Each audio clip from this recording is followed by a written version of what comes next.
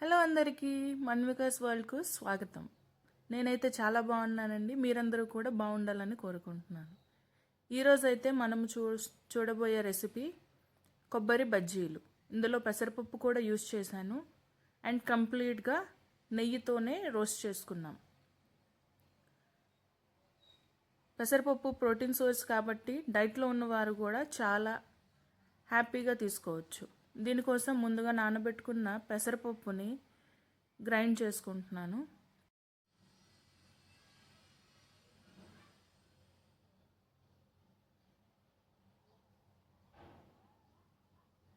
పెసరపప్పుతో పాటు మీరు తినే కారానికి సరిపడా పచ్చిమిరపకాయలు ఇంకా చిన్న అల్లం ముక్కని వేసుకుంటున్నాను.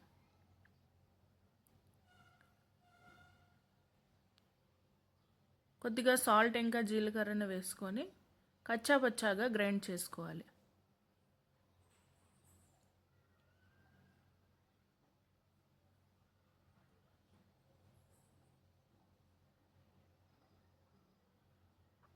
చూస్తున్నారు కదా, ఈ విధంగా గ్రైండ్ చేసుకున్న మిశ్రమాన్ని ఒక బౌల్లో వేసుకుందాం.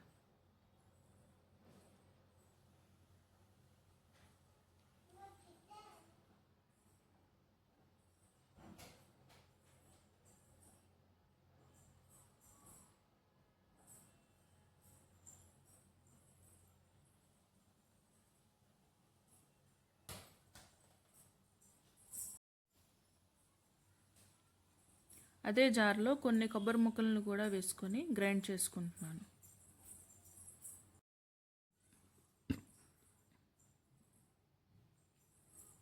కొబ్బరి ముక్కలు గ్రైండ్ చేసేటప్పుడు కొద్దిగా అంటే చాలా కొంచెం వాటర్ వేసుకోవాలి. ఎందుకంటే మళ్ళీ బజ్జీలు చేసేటప్పుడు పిండి లూజ్గా అవ్వకుండా ఉంటుంది.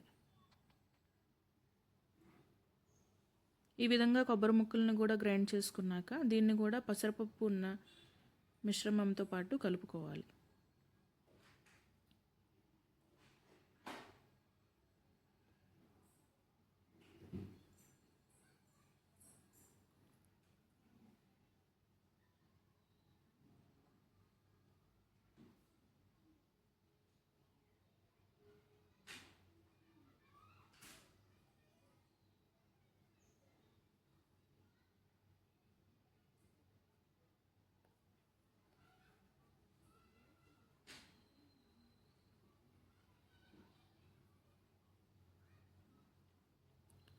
సాల్ట్ ఓన్లీ పెసరపప్పులోనే వేసాం కాబట్టి రెండు బాగా కలిసేంత వరకు కలుపుతూనే ఉండాలి.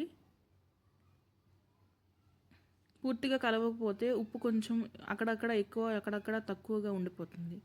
కాబట్టి బాగా కలుపుకున్నాక అందులో బైండింగ్ కోసం ఒక 2 స్పూన్స్ వరకు బియ్యం పిండి వేసుకుంటున్నాను. ఇక్కడ చూడండి, అన్నీ బాగా కలుపుకున్నాక కన్సిస్టెన్సీ అయితే ఈ విధంగా ఉండాలి. లేకపోతే అది మనకి సరిగ్గా ఫ్రై అవ్వకుండా ముక్కలు అయిపోతుంది. సో ఒకవేళ ఇంకా మీ పిండి లూజ్గా ఉంది అంటే కొంచెం బియ్యం పిండి వేసి కన్సిస్టెన్సీని అడ్జస్ట్ చేసుకోండి.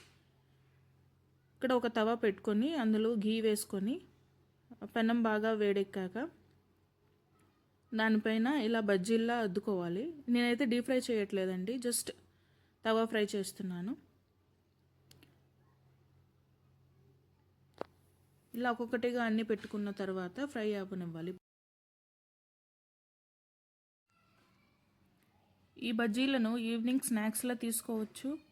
లేదంటే ఎప్పుడైనా టైం లేనప్పుడు కర్రీస్ వండుకోవడానికి లేట్ అవుతుంది అంటే పెరుగన్నంతో కూడా తినచ్చు. లేదా ఓన్లీ పప్పు లేదా పప్పుచారు, సాంబార్ ఇలాంటివి ఏవైనా ఉన్నా కూడా వాటితో మంచి కాంబినేషన్ ఈ బజ్జీలు.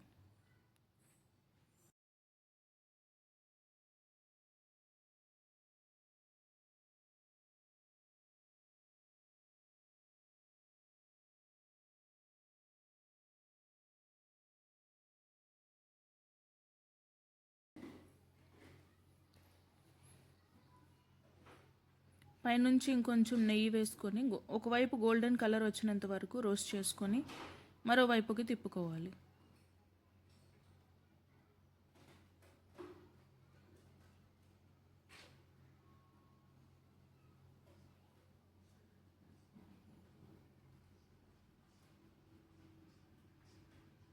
వేసిన వెంటనే తిప్పేయకూడదు, వెంటనే ఫ్రై అవ్వదు. ఒక 2 to 3 మినిట్స్ ఉన్నాక చెక్ చేసుకొని అప్పుడు తిప్పుకోవాలి.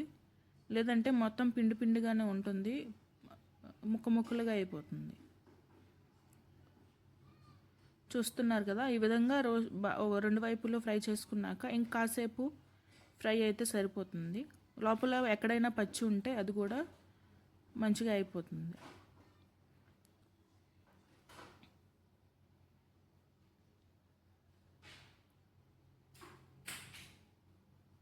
ఈ విధంగా ఒక్కొక్కటిగా వేసుకుంటూ కలుపుకున్న మిశ్రమాన్ని మొత్తాన్ని బజ్జీల్లో చేసుకోవాలి.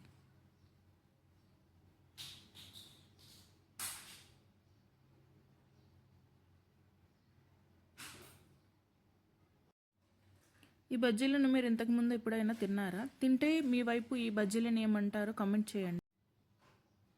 ఈ రెసిపీ మీకు నచ్చినట్లయితే తప్పకుండా లైక్ చేసి మన ఛానల్ని అయితే సబ్స్క్రైబ్ చేసుకోండి.